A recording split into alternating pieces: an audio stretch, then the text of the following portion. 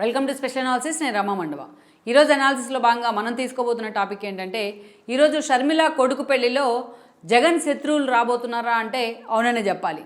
ఈరోజు పూర్తి స్థాయిలో షర్మిల వేస్తున్న రాజకీయ అడుగులు జగన్మోహన్ రెడ్డికి వ్యతిరేకంగానే ఉన్నాయి. అదే సమయంలో ఈ రోజున ఆమె రాజకీయ అడుగులతో పాటు తన కొడుకు రాజారెడ్డి పెళ్లి కూడా తెర మీదకి వచ్చింది. సో రాజారెడ్డికి కమ్మ సామాజిక వర్గానికి చెందిన ప్రియా అట్లూరితో పెళ్లి కూడా కుదిరింది.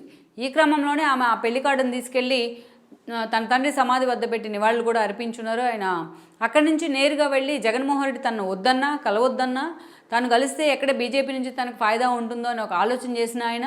సో ఇలాంటి ప్రయత్నంలో షర్మిల సెక్యూరిటీకే ఇచ్చి కార్డు ఇచ్చి వెళ్దాం అనుకున్నప్పటికీ కూడా జగన్మోహన్ రెడ్డి చివరికి అది బూమరాంగ్ అవుతుందని ఒక ఆలోచనతో ఆమెకి ఎంట్రీ లభించింది తాడేపల్లి ప్యాలెస్లోకి.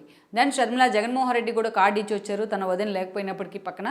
సో ఆ తర్వాత చూసినట్లయితే షర్మిల ఈ రోజున అటు ఆ మరుసటి రోజే కాంగ్రెస్లో తన పార్టీని విలీనం చేశారు. మరోవైపు రాజకీయంగా కూడా కాంగ్రెస్ నుంచి ఆమెకు అత్యంత కీలక పదవి దక్కబోతోంది.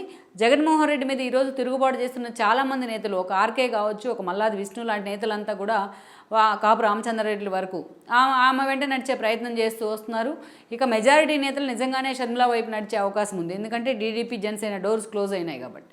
సో అలాంటి సిచ్యువేషన్లో ఈ రోజున ఇక ఇటు ప్యారలల్గా రాజకీయాలతో పాటు అటు షర్మిల కొడుకు రాజారెడ్డి పెళ్లి కూడా ఈరోజు వార్తల్లో నిలుస్తూ వస్తుంది. సో అలా ఒకేసారి రెండు బిగ్ ఈవెంట్స్ అయితే షర్మిల ఫేస్ చేయబోతోంది, అందుకే ఆమె వార్తల్లో కూడా ఉంటూ వస్తుంది. అయితే ఈ రోజున షర్మిల తన కొడుకు పెళ్లికి పిలిచిన వాళ్ళందరిలో మెజారిటీ వాళ్ళంతా కూడా జగన్మోహన్ రెడ్డికి ఒక రాజకీయ ప్రత్యర్థులే. ఇలాంటి క్రమంలో జగన్మోహన్ రెడ్డి ఆ పెళ్లికి ఎంతవరకు హాజరవుతారనేది ఒక కీలక అంశం. ఎందుకంటే ఈరోజు జగన్మోహన్ రెడ్డికి ఆ కార్డు ఇచ్చిన తర్వాత షర్మిల అటు రేవంత్ రెడ్డిని కలిశారు. రేవంత్ రెడ్డి కూడా తనకు కొడుకు పెళ్లికి రావాలని ఆహ్వానం అందించారు. ఈరోజు అలాంటి రేవంత్ రెడ్డి జగన్మోహన్ రెడ్డికి ప్రధాన శత్రువే. చంద్రబాబు నాయుడికి శిష్యుడు కాబట్టి రేవంత్ రెడ్డిని ఆయన ప్రత్యర్థిగానే చూస్తూ ఉన్నారు. అందుకే నాని లాంటి వాళ్ళతో విమర్శలు చేస్తూ ఉన్నారు. సో ఆయన రేవంత్ రెడ్డి కూడా షర్మిల కొడుకు పెళ్లికి వచ్చే అవకాశం ఉంటుంది సీఎం హోదాలో. బట్ షర్మిల కూడా కాంగ్రెస్లో మెర్జ్ అయ్యారు కాబట్టి ఆమెను కాంగ్రెస్ నేతగానే చూస్తూ ఉన్నారు ఆయన.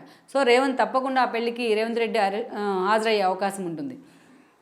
మరోవైపు చూసినట్లయితే ఈరోజు కేసీఆర్కి షర్మిల ఆహ్వానం అందిస్తారు లేదో ఒక క్వశ్చన్, అది మనం పక్కన పెట్టినట్లయితే మరోవైపు చూస్తే అటు పవన్ కళ్యాణ్కి ఇటు చంద్రబాబు నాయుడికి లోకేష్కి కూడా ఆమె ఆహ్వానం అందిస్తారని చెప్తున్నారు.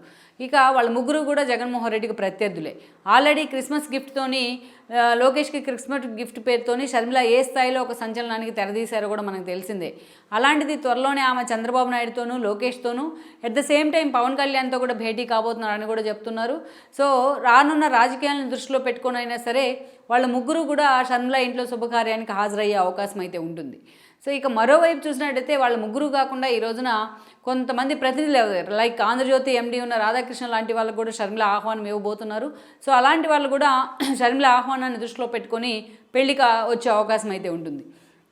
వీళ్ళందరితో పాటు ఇంకా అత్యంత కీలకం ఎవరు కాబోతున్నారంటే వైఎస్ సునీత. వివేకానంద రెడ్డి మర్డర్ విషయంలో ఏ స్థాయిలో ఆమె జగన్మోహన్ రెడ్డితోని అవినాష్ రెడ్డితోని పోరాటం చేశారో మనకు తెలిసిందే.